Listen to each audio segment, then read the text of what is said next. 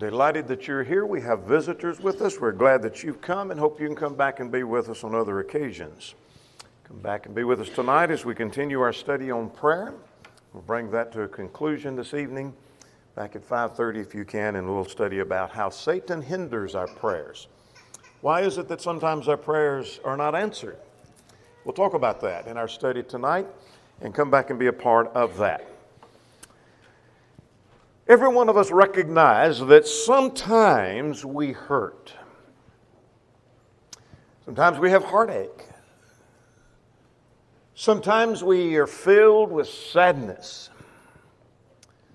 Sometimes we have pain that we don't know how to explain. Sometimes we get discouraged. We may be discouraged about ourselves. We may be discouraged about what's going on with other people. Maybe something someone else has done that discourages us. We may be discouraged with things at church. We may be discouraged in our physical life. We may be discouraged with the things in the family. Sometimes we hurt. Sometimes we get discouraged. Sometimes we feel lonely. We feel all alone. As if no one is going through what I'm going through.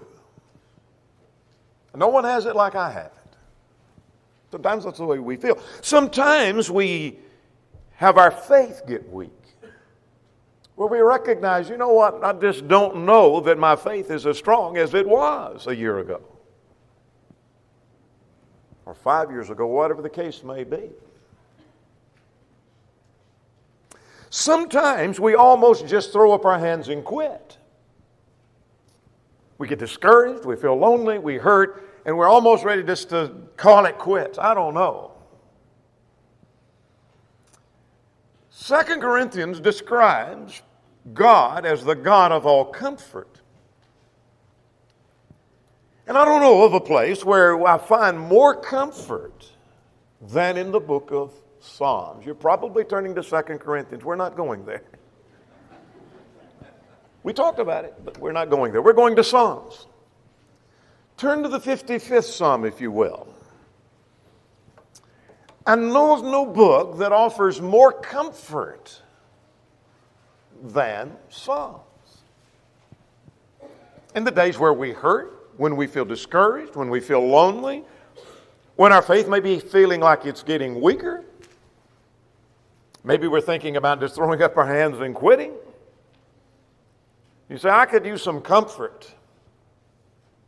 We find it in the book of Psalms. Let's turn to Psalm 55. Here the psalmist says, give ear to my prayer, O God, and do not hide yourself from my supplication. Attend to me and hear me. I am restless in my complaint and moan noisily. Because of the voice of my enemy, because of the oppression of the wicked, for they bring down trouble upon me, and in wrath they hate me.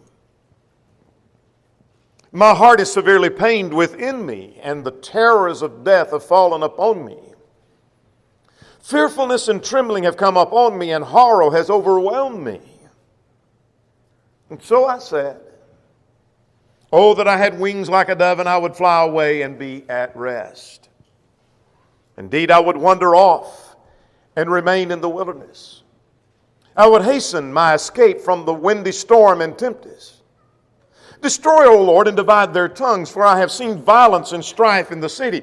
Day and night they go around on its walls. Iniquity and trouble are also in their midst. Destruction is in their midst. Oppression and deceit do not depart from its streets. For it is not an enemy who reproaches me, then I could bear it. Nor is it one who hates me, who exalted himself against me, then I could hide from him. But it was you, a man my equal, my companion and my acquaintance. We took sweet counsel together and walked in the house of God in the throng. Let death seize them. Let them go down alive into hell. For wickedness is their dwelling and among them.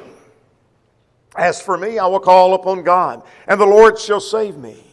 Evening and morning and noon, I will pray and cry aloud, and he shall hear my voice. He has redeemed my soul in peace from the battle that was against me. for there are many against me. God will hear and afflict them. Even he who abides from old, because they do not change, therefore they do not fear God. He's put forth his hand against them who are at peace with him. He has broken his covenant. His words of his mouth were smoother than butter, but war was in his heart. His words were softer than oil, yet they are drawn swords. Cast your burden on the Lord, and he will sustain you. He will never permit the righteous to be moved. But you, O God, shall bring them down into the pit of destruction. Bloodthirsty and deceitful men shall not live out half their days, but I will trust in you. Psalm 55. Irvin Jensen said, this is the psalm of the sore distressed. I like that phrase. Do you feel that way? Do some of the descriptions found in the first 5 verses at least describe you? This is the psalm of the sore distressed. W. Graham Scroggie said, it is an ode of the oppressed. Do you feel that you are oppressed at times?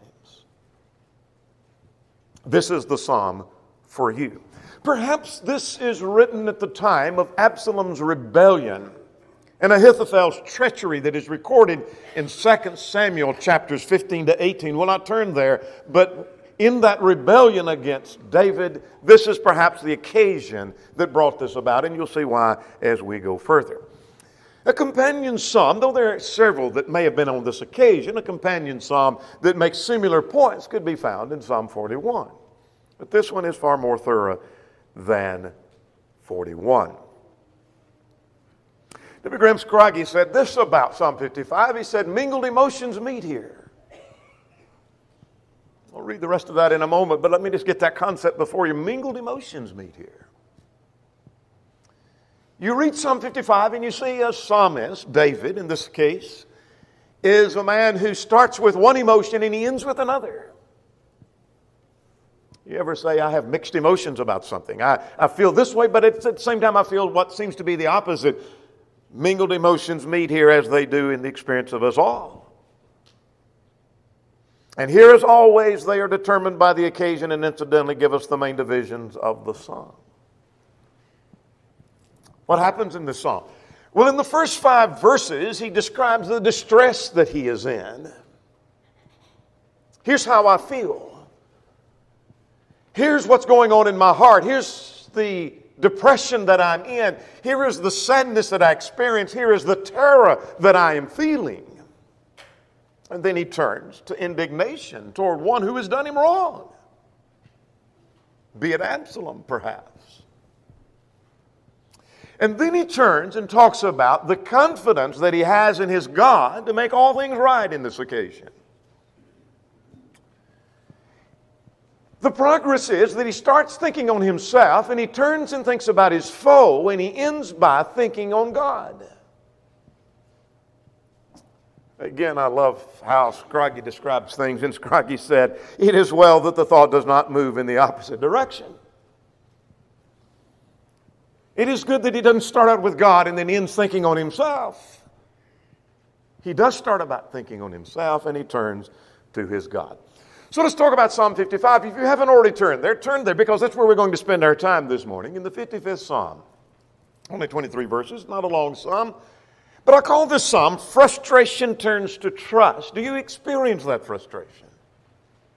With life, with your family, with brethren, with the world, some enemy that you experience. David describes a process by which that frustration turned into trust. Changes his attitude throughout. So let's start with verses 1 to 8. Verses 1 to 8 describe a frustrated heart. We can well identify with this frustrated heart. He starts with this in verses 1 to 5. Here is the condition. Here's how he feels. He's being honest. These are the true feelings of my heart. This is what I feel like. What does he say? Well, he said, I feel restless. Do not hide yourself from me and from my supplication. Attend to me. I'm reading at verse 2. I am restless in my complaint. David describes himself as being restless. Do you ever feel overwhelmed with some problems in your life where you feel just restless? I don't know what to do. I don't know which direction to turn. I am not calm about this. I don't know what to do. Verse 3, he said he is oppressed. Because of the voice of my enemy, because of the oppression of the wicked. I am being oppressed by someone. He describes them later, beginning at verse 9. He says at verse 3b, he was hated. Someone hates him. Someone is out to get him. For they bring down trouble upon me in the wrath. They hate me, he said. Maybe you don't have someone who hates you, but you are experiencing much of the same feeling, but about another problem that you're experiencing in life. He described what he's going through as a heartache. He said, my heart is severely pained within me. Maybe it's your marriage that has caused some heartache. Maybe it's your children that have caused some heartache. Maybe it's your parents that caused some heartache. Verse 5. Verse 5, he describes being fearful. Fearfulness and trembling have come up on me, and horror has overwhelmed me. He said, I am fearful. What the psalmist is describing is the condition. Here's how I feel. I feel restless. I feel oppressed. I feel hated. I have heartache, and I am fearful. Let's pause for a moment and learn some practical things from that. And what I learned is that there will be trouble in life. If you have the concept that people can go through life without trouble, and when you're experiencing trouble, you must be some unique character because no one else is going through trouble like I am. You've missed the boat entirely. Because I'm seeing from this psalm that there will be trouble in life. All of us face trouble. It may be caused by us sometimes. Some of our trouble we bring on ourselves. So I have difficulties. I have trouble. There's strains in life. I may have brought that on myself. It may have been caused by our disloyalty. That's not the case in the psalm here. Neither one of those are true concerning this psalm, but it could be in my life that I'm experiencing difficulty, I'm in sorrow, I have heartache, but I brought it on myself. I created this problem. It could be as a result of my loyalty. Because I did what was right, I'm suffering. And that would fit this case in Psalm 55. It may be caused by others. And that would fit this case in Psalm 55. That indeed some problem is brought on by someone else. There's going to be problems. Just get ready for them. And if you've lived very long, you already experienced that and you say, I know quite well there are going to be problems. But then the psalmist turns to his thoughts. Here's the condition, here's how I feel, but here's what I was thinking at that time. Here's what I wanted to do. What do you want to do? Verse 6 is a key to the psalm. And he said, oh, that I had wings like a dove, and then I would fly away and be at rest. Ever feel that way? He's saying, I wish I was like a bird and I had wings and I'd just flap those wings and I'd fly away and I'd get out of this mess. Do you ever feel like, I wish I could just get out? I don't think he's contemplating suicide. That's not what he's talking about. But I wish I could just run. I wish I could just get away from here. Run from everything and everybody. Oh, that I had wings like a dove and then I'd fly away and be at rest. I would like to do this at verse 7. I would wander far off. I'd go as far away from here as I could. I'm sick of this family. I'm sick of this church. I'm sick of this town. I'm sick of this state. I want to get out of here. I'm ready to go somewhere else. Running is going to fix my problems. Verse 80 describes it as this. I would hasten my escape from the windy storm and the tempest. I would love to just run away from all of this. Now let's pause again and learn something very practical. We need to be careful not to give in to the pressures. What David is saying is that's what I thought. Before the psalmist threw, he said, that wasn't the right thing to think. That's not what I should think. That's not what I ended up thinking. But that's where I started in this process. And I want to tell you that running is easy, but it rarely is wise. Rather than deal with the problem or change my attitude about how I handle the problem, it may be easier just to jump and run and let's go somewhere else. Let's get out of here. We don't have to deal with this anymore. It rarely is wise to do that. What we do not need is always a change in circumstance, but a change in attitude, because you cannot always control the circumstance. It's very likely that if the psalmist had been able to have wings like a dove and fly away and go somewhere else, there would be somebody there that hated him and would treat him the same way. You say, I want to leave. I want to go where I can go somewhere and I'll be treated different. Well, there'll be somebody there that treats you just like you've been treated here. We don't need a change in circumstance. We need a change in attitude. Security is seldom found in solitude. I want to get away from everybody. I don't want to be around anybody. I don't want to be with anybody. And therefore, in solitude, things are going to be better. Security is seldom found there at all. And again, I quote Scroggie. I like what he says. He says, the fleeing dove may light on a thorn. If you had wings like a dove, you may light in the wrong spot, is his point that he's making. All right, now let's move to the verse 9 to 15. This is where he shifts gears. He's thinking of self, verses 1 to 8. Here's what I'm going through. Here's how I feel. And here's what I thought about doing. Here's what I wanted to do. Why did you want to do all of that? Because, verses 9 to 15, talks about a wicked friend that he had. Who is that? Well, the description well describes Absalom. I can't be 100% sure, but it well fits that period. And many think perhaps that is the case. Beginning at verse 9, he starts with a general picture, and then he zeroes and focuses in, beginning at verse 12. Let's talk about the general picture. He said there's just the wicked world is all around. Everywhere you turn, there's wickedness. You ever feel that way? It's part of your sorrow and part of your heartache and part of your terror and part of your frustration is you're just sick and tired of the sinful world in which we live. Everywhere you turn, you see sin. People living wrong, doing wrong. You're ready to throw up your hands and say, does anybody want to do what's right anymore? Kind of the psalmist felt that way. Look beginning at verse 9. Destroy, O Lord, and divide their tongues. I have seen violence and strife in the city. I look around in the city, I see violence and I see strife. Day and night they go around on its walls. Iniquity and trouble are also in their midst. Destruction is in their midst. Deceit and guile do not depart from the streets. It's a picture. I go to the city and I see on every street, I see violence. I see deceit. I see lying and violence. Sin and iniquity all around. It seems like I can't get away from it. The whole world's filled with wickedness. It's discouraging.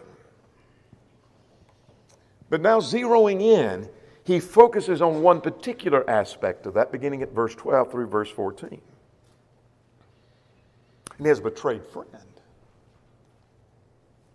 A friend who betrayed him. We think, perhaps, this is his own son, Absalom, who sought to kill him. Look at verses 12 and 13. He said it would be better if it were not a friend. For is not an enemy who reproaches me, for then I could bear it. Have you ever felt that way? That if this were somebody that I really wasn't close to, if it was somebody that I didn't really have a relationship with, if it was somebody I didn't care that much about to start with, who then became my enemy, I could live with that, I could understand that. But that's not what this is. Verse 13, but it was you, a man my equal, my companion and my acquaintance. So it'd be better if it weren't a friend. It'd be better if it wasn't a brother. It'd be better if it wasn't family. It'd be far better if it wasn't somebody that I've been close to. It'd been a whole lot better. Verse 14, we were at one time close and united. We took sweet counsel together, verse 14, and walked in the house of God in the throng. We were there going to the house of God. We worshiped God together. We went together to the house of God. We took sweet counsel together. We were close. We were united. And we worshiped our God together. Now let's jump down to verses 20 to 21. That's in another section, but it does add some information about this betrayed friend. Let's talk about some of his characteristics. This is part of what makes it hurt. The actions of his enemy, Absalom in this case, was unprovoked. He put forth his hand against those who were at peace with him. Have you ever had someone, be it a friend, be it a family member, fellow Christian, said or did something to you and you think, what on earth caused that? Where did that come from? That hit me out of the blue. I didn't do anything to cause that. Where'd that come from? That's what David is saying. Where'd this come from? It was unprovoked. Look at verse 20b. His words mean nothing. He has broken his covenant. Tell you, one of the worst things in a relationship is when you reach the point the person you trusted, come to find out their word means nothing. If they say it's true, it's probably false. If they say it's false, it's probably true. If they say they will, they probably won't. His word means nothing. What he said and what he did were two different things. That hurts. Look at verse 21b, or verse 21a rather, first part of verse 21. He was a hypocrite. The words of his mouth were smoother than butter, but war was in his heart. That's one of the reasons you can't trust what he said. He comes and says what he thinks I want to hear. His words were smoother than butter, but he had hatred in his heart. He wanted to war against me. He wanted to kill me. This well fits Absalom, doesn't it? He's a hypocrite. Nothing will turn you against someone more than them lying to you and then acting like they're your friend, and they say great things to your face, but they're stabbing you in the back the whole time. When you learn of that, you're done with them. David feels that way. David said he's a danger. Because war's in his heart, verse 21. And his swords are drawn, verse 21b. And perhaps the worst thing about all of this is found at verse 19. He refuses to change. God will hear and afflict them, even those who are bowed of old, because they do not change. Therefore they do not fear God. David, what are you saying about your enemy? It was somebody I was close to, is who it was. We were really close. We worshiped God together. But let me tell you, this was unprovoked. I've reached the point his word means nothing. He's a hypocrite and he's a danger. But I want to tell you, he's unwilling to make any change in his life. And the reason is he has no fear of God in his life. No wonder. He says he moans noisily. No wonder he says I'm restless. No wonder he says my heart is pained within me. I know of nothing that's going to pain you more than when someone that was close to you is one that you now recognize they don't fear God and they refuse to change and their word means nothing. And David says, that's the guy I'm talking about. And I'm bothered by that. But we're not through with this wicked friend. Let's go to verse 15. The world around is wicked, and then let's zero in on this friend. But he said, he has the same end of all the wicked. This one that used to worship God with me, this one that was close to me, the one I went to the house of God and thronged with him, the same destiny is for him that is for the wicked. Look at verse 15. Let death seize them, let them go down alive into hell. That's Sheol, that's not Gehenna, that's Sheol, the realm of the departed spirits. For wickedness is in their dwelling and among them. In other words, he has the same fate of the wicked. I never thought of him as being a wicked person. He wasn't wicked at one time. But he has the same destiny of all the wicked. I'm now understanding why he describes how he felt in verses 1 to 5. I better understand it. Just pause and learn something very practical here. And what I'm learning from this section, if I don't get anything else, the wounds of a friend hurt most. The wounds of a friend hurt most. We've all experienced that at some point, in some shape, form, or fashion. It may have been family, may have been some brother or sister, may have been somebody you were close to, and the wounds of a friend hurt more than anyone else. If it had been an enemy, it's easier to take. Someone I didn't know, but this was a friend. Loophole says, a formerly trusted friend. I trusted him once. Loophole goes further to say we have here the description of a hot friend grown cold. Interesting description. Let's go now to the last section, verses 16 to 23. Here's his resolve in God. He starts with this frustrated heart. My heart is just frustrated. I wish I could just fly away and be at rest. That's what I wished I could do. The reason for that is there's this wicked friend that I was so close to, and he's turned against me. But his resolve is in God, he said. Let's start verse 16 now. He resolves to pray, he says. As for me, I will call upon God, implied in that, rather than seek revenge. He said, I didn't see revenge in that. No, you didn't see revenge in that. But interesting that as for me.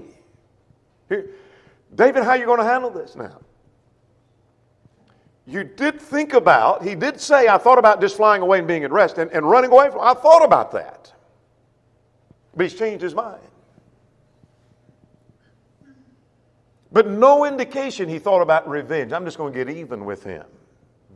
He's now my enemy. I'm going to turn against him and I'm going to treat him the way he treated me. No indication of that.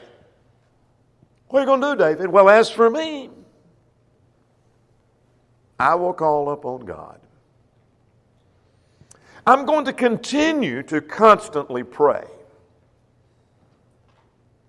Now, we quote this verse, and we have in our series on Sunday nights, that David was a praying man, and he prayed evening, morning, and noon. But it's interesting that in this context, that in the midst of this oppression of my enemy, Absalom, if he be the one, while he is having to flee from him for his own safety, that he's saying, here's what I'm going to do. Evening and morning and at noon I will pray and I'll cry aloud, and he shall hear my voice. I'm not going to quit praying. I'm not going to lose confidence in God. I may lose confidence in people, but I'm not going to lose confidence in my God. I'm not going to do that. In fact, he says he is confident that God will hear. The words of my friend mean nothing to me anymore. I can't have any confidence in him, but I tell you who I do have confidence in is God. Look at three passages here, verse 16, 17, and 19. Verse 16, as for me, I will call upon God, and he shall save me. It seems to say God's going to hear me. I think God will hear me. I believe God will hear me. Verse 17, evening, morning, and noon, I will cry aloud, and he shall hear my voice. Every time I cry, every time I pray, he's going to hear. Verse 19, God will hear and afflict them. 3 times he said, my God's going to hear, my God's going to hear, my God's going to hear. I am confident of that. So then at verse 22, this is another key. I said verse 6 was a key. Verse 22 is a key, and you'll see why I say those are keys in a moment. Look at verse 22. Cast your burden on the Lord, and he will sustain you. Cast your burden on the Lord, and he will sustain you. And he will never permit the righteous to be moved or to be shaken. Cast your burden upon the Lord. Now, let's pause again for something that we might learn from that. And I learned that we need to turn our complaints to our God. Our problems should not drive us from God. They should drive us to God. How many times have you seen someone say, you know what, I was mistreated. I don't know why God allowed that. So I just gave up and quit. That's why I haven't gone to church in a long time. Or God allowed something to happen to me. God allowed a death in my family, and I don't see how He could allow that when I prayed that wouldn't happen, and I'm just giving up on God. Our problem should not drive us away from God. It should drive us to God. And that's what David is saying. David said, I had a problem with a friend so bad I thought about flying away and being at rest. I'd like to run away from here. But what I ended up doing and what I realized I needed to do was turn to my God. Again, I quote from Scroggie. He said that difficulties are instruments of discipline. I learned that from Psalm 55. It disciplined David and drove him to his knees and talked to his God morning and noon and evening, he said. And I'm learning from this that prayer will sustain a troubled heart. Look at verse 22 again. Cast your burden on the Lord, and He will sustain you. You say, my heart is heavy. Well, cast your burden upon the Lord, and He will sustain you. You say, I have a heartache. Cast your burden upon the Lord, and He will sustain you. You say, I'm disappointed. Cast your burden upon the Lord, and He will sustain you. But let's go to verse 19b through verse 23. He resolves to trust in his God. He resolved to pray. His point is, my resolve is in God. I resolved, I'm going to talk to God, and I'm going to continue to talk to God. I'm not going to quit talking to God. And I have every confidence He's going to deal with this. But his resolve is to trust God. But let's back up before we notice that. Look at verse 23. Look at the very end phrase. But I will trust in you. This is the key to that section. What are you saying, David? What are you saying? I understand this doesn't matter about prayer, but what's this resolve? He said, I have resolved, I will put my trust in God. I don't have any trust in my enemy anymore. I don't have any trust in him, but I do have my trust in God. I haven't forgotten Him. What do you trust about God? Well, I'll do this. Look at verse 19. I trust He will punish those who are wicked. God will hear and afflict them, even he who abides of old, because they do not change, they do not fear God. You see, David is not saying, I don't understand how the wicked get away with all of this. They get away with murder. This is not fair. Life is unfair. He doesn't do that. What he says is that all things are not settled in this life, but I believe that my God will settle things in the life to come, and He will punish those who are wicked, including my enemy, including my own son. Look at verse 23. But you, O God, will bring them down to the pit of destruction. You will bring them down. I have every confidence you will. Bloodthirsty and deceitful men shall not live out half their days, but I will trust in you. What else do you trust, David? I trust this, that God will sustain and bless the righteous. That's what I believe. That's what I have confidence in. Look at verse 22. Cast your burden on the Lord, and He will sustain you. He will never permit the righteous to be moved or to be shaken. What do you trust, David? I trust God's going to punish those who are wicked, and I trust that God will sustain and He'll bless those who are righteous. I want you to notice the change in attitude. If you don't have this marked in the margin of your text, this may be a good time to mark that for future study. When you begin to feel, you know what, I wish I could just run away from all this mess. I wish I could fly away. I wish I had wings like a dove and I'd fly away and I'd be at rest. You say, I have that attitude of the psalmist. Well, the psalmist said, I changed my attitude. Is what he's saying. He thought about flying away, wandering afar off and escaping, but he changed and said, I'm going to fly to God, and that's far better. I could run away or I could run to God. Which one? And he said, here's my resolve. I've made my determination. I'm not going to do what verse 6 said. I am going to do what I said in verse 22. I'm going to run straight to my God. And I'm going to cast my burden upon Him. And I'm going to put my confidence in Him. And that's where my confidence is. And that's where my comfort is. A frustrated heart. Frustration turns to trust. Are you frustrated? We all get frustrated from time to time with ourselves, with others, with family, with people, the wicked world, etc. But David described a frustrated heart, a wicked friend, and a resolve in God. Frustration turns to trust. May we learn that we take that frustration and we hold that and we bring that into our trust in our God. Psalm 55. There may be one or more present who's not a Christian, who's not a child of God. Would you come believing that Jesus is the Christ, the Son of the living God? Would you repent of your sins, acknowledge your faith in Christ, and be buried in the waters of baptism for the remission of sins? If you're subject in any way, would you come while together we stand and while we sing?